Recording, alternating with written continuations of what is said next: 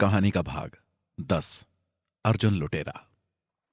इस वक्त अर्जुन आर्मी का फिजिकल देने के बाद जब घर लौट रहा था तो उसे एक गहरे भ्रम ने अपने में उलझा लिया था, पर वो आज मजबूती से उसका सामना कर रहा था। अर्जुन को अपनी पीठ पर किसी के हाथों का स्पर्श महसूस होने लगता है और अगले ही पल दो हाथ उसके कंधों को मजबूती से पकड़ लेते हैं। अर्जुन एकदम से हैरान रह जाता है। वो पीछे मुड़ना चाहता था पर मुड़ नहीं पाता। कौन कौन है पीछे? छोड़ो मुझे। अब डर वाकई में उसके ऊपर सवार हो गया था।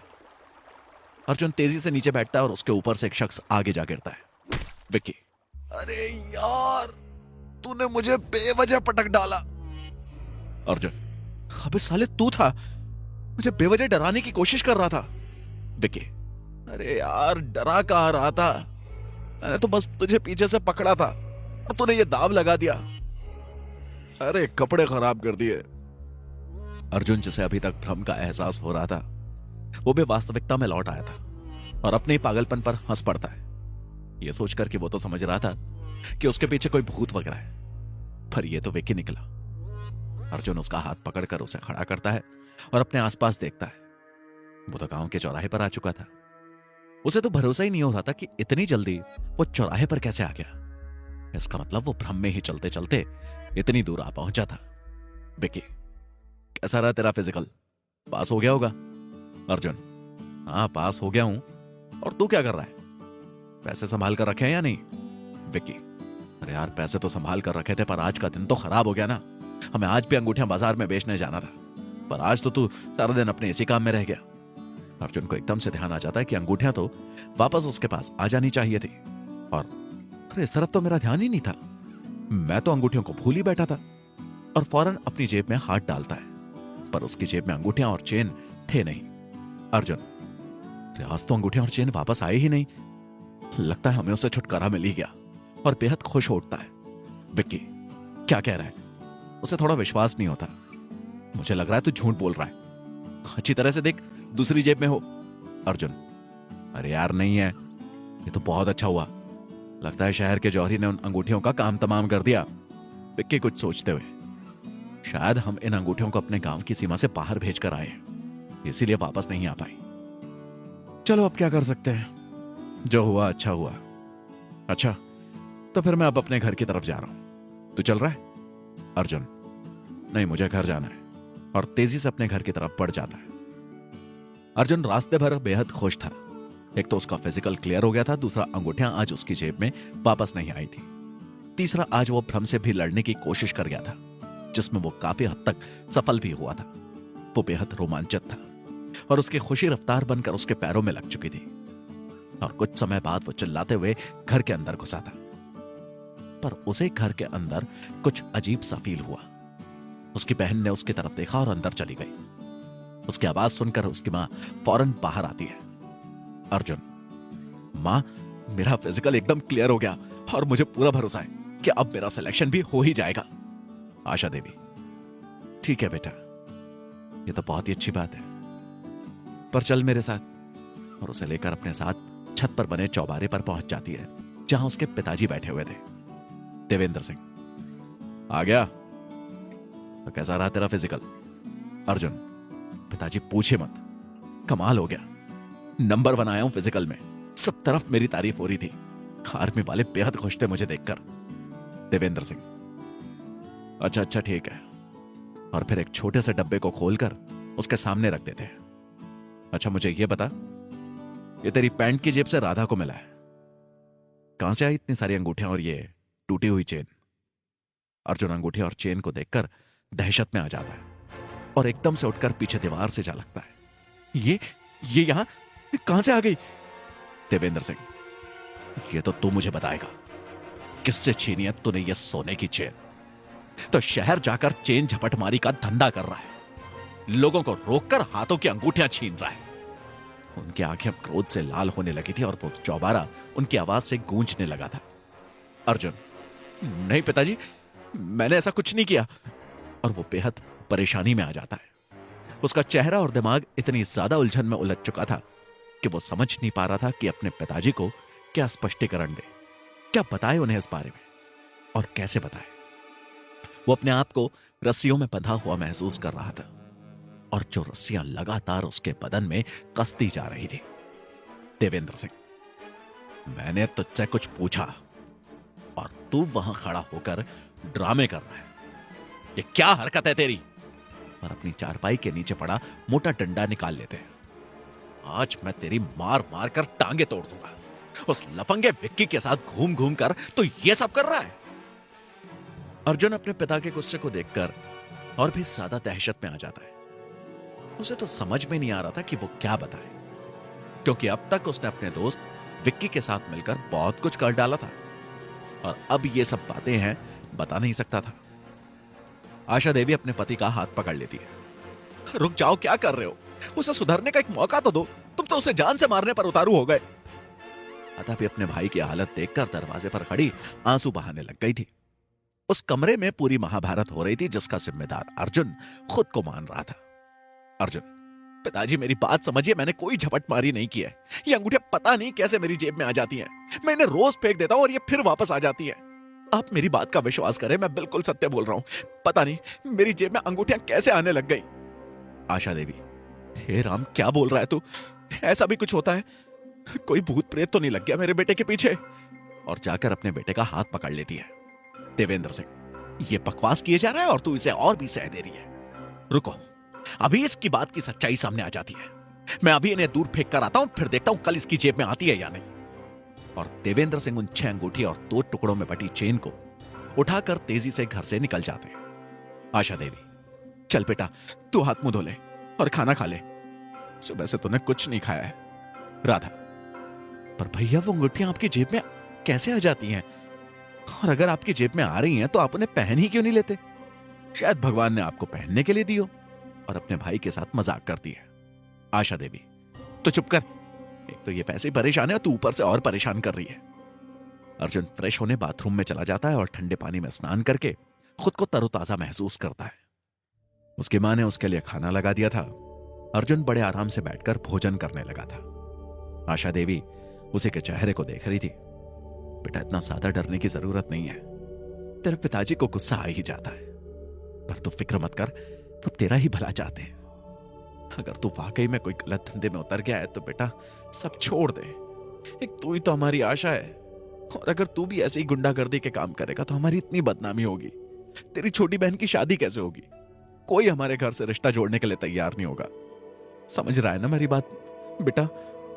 अर्जुन अपनी मां की बात सुनकर, हाँ मां, तुम ठीक कहती हो, पर मेरा विश्वास करो, हमने कोई भी गुंडागर्दी वाला काम नहीं किया है। और अब तो पापा अंगूठियों को ठिकाने लगाने चले गए। अब आप देखना, सुबह फिर से वो मेरी जेब में मिलेंगी। तभी उसके पिताजी आ जाते हैं। आशा देवी, ठिकाने लगाए उन सब अंगूठियों को?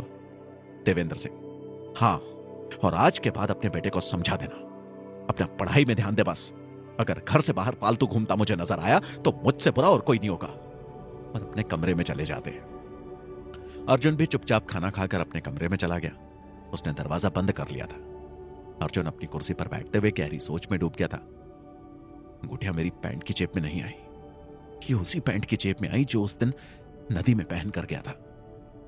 इसका मतलब जो भी बुरी ताकत है उसने मेरे इन कपड़ों को अपना घर बना लिया है क्या? और शायद वो इन्हीं कपड़ों को याद रख सकी है। मुझे विक्की को फोन करके इस बारे में बताना चाहिए। और वो विक्की को फोन मिलाने लगता है। रिंग बेल जाने लगती है और तभी उसके दिमाग में कुछ बात घूमने लगती है। विक्की, हाँ बोल अर्जुन, घर पहुंच गया? अर्जुन, हाँ पहुंच गया यार। विक्की, और सब ठीक है? तो थोड़ा घबराया हुआ सा लग रहा है। क्या बात है? क्या अंगूठियां फिर आ गई तेरी जेब में? अर्जुन, नहीं नहीं, अंगूठियां नहीं आई। मैं तो इसलिए फोन कर रहा था कि पैसा तूने संभाल कर रखा है ना, किसी की नजर तो नहीं पड़ी, वरना तो जवाब क्या देगा? विक्की, अरे यार तू फिक्र मत कर, मैंने अपने कमरे में ऐसी जगह छुपाया कि किसी को भी पता नहीं लगेगा। और हाँ, तुझे भी कुछ चाहिए तो बोल, बाद में मत कहना कि अकेले ही सारा पैसा हजम कर गया। अर्जुन, नहीं नहीं, तू ही रख, तेरे ही काम आएंगे। मुझे कुछ नहीं चाहिए, बस मेरा कभी नाम नहीं आना चाहिए अगर ये पैसे पकड़े गए तो। विक्की हंसते हुए, ठीक है। अर्जुन, अच्छा फिर फोन रखता हूं। और फोन रख देता है। फोन रखने के बाद अर्जुन, अच्छा हुआ, आखिरी वक्त पर मैंने उसे यह बताना उचित नहीं समझा कि अंगूठियां वापस मिल गई हैं। और वो भी उस पैंट में जिसे पहनकर हम उस दिन नदी पर गए थे। अब मुझे कल का इंतजार करना है और देखना है कि अंगूठियां मेरी पैंट की जेब में आती है या नहीं। अगर आ गई तो मेरे पिताजी को भी विश्वास हो जाएगा और मेरे ऊपर से उठा भरोसा दोबारा से बन जाएगा, वरना उनके मन में तो मैं एक अपराधी ही बन गया हूं और शायद हमेशा ही बना रहा हूं। और यह सोचकर वो काफी मायूस हो जाता है। अर्जुन निश्चिंत होकर अपने बिस्तर पर लेट गया था और छत पर घूमते पंखे को देखकर उसे फिर से अजीब सा भ्रम होने लगता है। धीरे धीरे उसे पंखा मुड़ते हुए नजर आता है और फिर मुड़कर पंखे की तीनों ब्लेड अर्जुन को अपनी तरफ बढ़ती हुई नजर आती है। वो एक झटके से उठ बैठता है और एक कोने में जाकर दीवार से सट जाता है, पर पंखा तो बिल्कुल अपनी रफ्तार से घूम रहा था, उसकी ब्लेडों को कुछ नहीं हुआ था।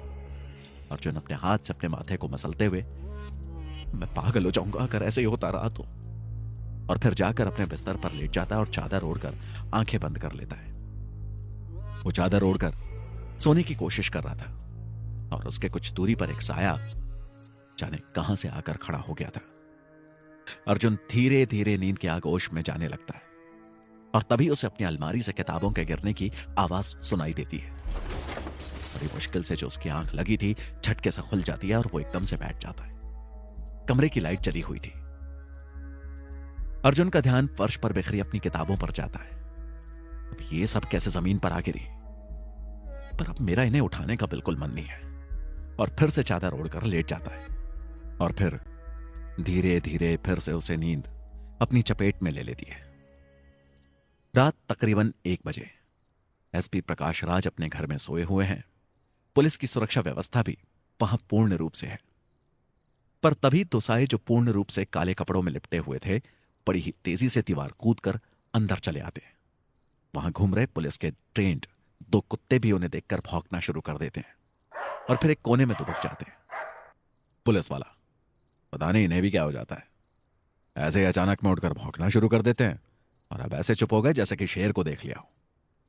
दूसरा पुलिस वाला, चल मैं एक बार उधर देख आता हूं, और वो कोठी के उस तरफ बढ़ जाता है जिधर कुत्ते मुंह करके बड़ी जोर से भौंक रहे थे। और जब वो कोठी के पीछे के हिस्से में जाता है तो उसे वहां की खिड़की खुली नजर आती है। उस खुली खिड़की को देखकर वो थोड़ा सा सोच में पड़ जाता है, क्योंकि उसका एक पल्ला टूट कर लटक रहा था। पुलिस वाला समझ जाता है कि कुछ ना कुछ तो गड़बड़ हुई है। वो फौरन खतरे का संकेत सीटी बजाने लगता है। वहां सुरक्षा में लगे सभी पुलिस वाले हरकत में आ जाते हैं। पहला पुलिस वाला, क्या हुआ? दूसरा पुलिस वाला, ऊपर देखो खिड़की टूटी हुई है, अंदर कोई जबरदस्ती गया है, हमें देखना होगा। और फिर तेजी से सभी दरवाजे को खटखटाने लगते हैं और अंदर की डोरबेल बजाते हैं। अंदर सो रहे एसपी परिवार के सभी लोग जाग जाते हैं और बाहर क्या हंगामा हो रहा है यह जानने की कोशिश करते हैं। एक नौकर आकर दरवाजा खोलता है और पुलिस वाले उस कमरे के अंदर की तरफ भागते हैं जो कमरा एसपी का ही था। घर के सदस्य बाहर आ चुके थे और पुलिस वालों को एसपी रूम की तरफ भागते देख उधर ही पड़ जाते हैं। दरवाजा बाहर से बंद था। पुलिस वाले दरवाजा खटखटाते हैं और तभी अंदर से एसपी साहब की पत्नी की जबरदस्त चीख गूंज उठती है और वो जल्दी से दरवाजा खोल देती है। पुलिस वाले अंदर आते हैं और बेड पर एसपी साहब को मरा देखकर हैरान रह जाते हैं। उनकी पत्नी एक तरफ खड़ी रोई जा रही थी। घर में पूरी तरह से अफरा तफरी मच चुकी थी और बहुत ही जल्द यह खबर इंस्पेक्टर अनिल शर्मा को भी मिल गई थी। पुलिस के बड़े बड़े अधिकारी वहां पहुंचने लगे थे और सब हैरान थे। एसएसपी, कैसे हुआ ये सब? वहां सुरक्षा कर रहे पुलिस वालों से पूछ रहे थे। पुलिस वाला, पता नहीं सर, ना तो कोई आया और ना ही कोई गया, तो पूरी तरह सुरक्षा दे रहे थे, पर जब हमने ये खिड़की टूटी देखी तो हमें शक हुआ और फिर अंदर आए तो ये सब हो चुका था। एसएसपी, क्या बकवास कर रहे हो? कोई एसपी साहब को मारकर यहां खिड़की के रास्ते से निकल भी गया और तुम्हें पता भी नहीं लगा? क्या तुम सब सो रहे थे? मैं अभी तुम सबको सस्पेंड करता हूं, जाओ यहां से। और वो उन सबको सस्पेंड कर देता है। इंस्पेक्टर अनिल शर्मा, सर इन पुलिस वालों पर कार्रवाई करने का कोई फायदा नहीं, क्योंकि जब एसपी साहब की मैडम को ही नहीं पता लगा कि कोई उनके पति को मारकर चला गया है, तो फिर इन पुलिस वालों को कैसे पता लगता? एसएसपी, तो इनकी पत्नी को कैसे नहीं पता लगा? ये तो इन्हीं के साथ इस रूम में सो रही थी। क्या इन्हें बिल्कुल भी एहसास नहीं हुआ कि कोई इनके पति को मार रहा है? इंस्पेक्टर अनिल शर्मा, जी सर, उनका तो यही कहना है कि उसे तो कुछ भी पता नहीं लगा, वो तो दरवाजा खटखटाने की आवाज सुनकर जागी है। एसएसपी, ये हो क्या रहा है? घर में लगातार अपराध हो रहे हैं और कोई सबूत नहीं मिल रहा, और अब तो एसपी साहब को भी जान से मार दिया गया है। अब तो पुलिस भी सुरक्षित नहीं रही। और ये किया कि इसने कोई सबूत नहीं। पुलिस की कई टीमें वहां आकर जांच पड़ताल करने लग गई थी। यह मुद्दा बेहद बड़ा था और यह खबर देखते ही देखते तेजी से फैल गई थी। अगले दिन सुबह 10 बजने वाले थे। राधा अर्जुन का दरवाजा खटखटा रही थी। अर्जुन जो बेहद गहरी नींद में सोया हुआ था, एकदम बौखला कर उठता है और जाकर दरवाजा खोलता है। क्या हो गया है? सोने दो मुझे, अभी तो सोया हूं, खाने आ गई, तुझे चैन नहीं पड़ता। और उसे गुस्से से धमका देता है। देवेंद्र सिंह जो बाजार जाने की तैयारी कर रहे थे, क्या हुआ? क्यों चिल्ला रहा है अपनी बहन पर? एक तो 10 बजे तक गधों की तरह सो रहा है, ऊपर से अपनी बहन को ही बुरा भला बोल रहा है। अर्जुन, वो पिताजी बस ऐसे ही मजाक कर रहा था। अर्जुन को अपनी गलती का पता नहीं कैसे एकदम से आभास होता है। देवेंद्र सिंह, अच्छा चल तू मुझे अपनी पैंट की जेब दिखा, अंगूठी वापस आई या नहीं? फिर मैं तुझे अच्छी तरह समझाता हूं। बड़ा चिल्ला रहा है राधा के ऊपर। अर्जुन को एकदम से ध्यान आता है और वो अलमारी में रखी अपनी धुली हुई पैंट को बाहर निकालता है, जिसे धोकर उसकी बहन ने उसके अलमारी में रख दिया था। अर्जुन जल्दी से उसकी जेब में हाथ डालता है, पर उसे कुछ भी नहीं मिलता। फिर वो दूसरी जेब में हाथ डालता है और एक गहरी सांस लेकर रह जाता है। अपना हाथ बाहर निकालता है और फिर अपनी मुट्ठी को अपने पिता के आगे करता है और धीरे से खोल देता है। देवेंद्र सिंह और राधा की आंखें फटी की फटी रह जाती हैं। राधा चिल्लाते हुए अपनी मम्मी को पुकारने लगती है, मम्मी, मम्मी! आशा देवी क्या हुआ? क्यों चिल्ला रही है? और कमरे में आकर अर्जुन के हाथ में अंगूठे और चैन देखकर अपना सर पकड़ लेती है। हे भगवान, ये फिर कहां से आ गई?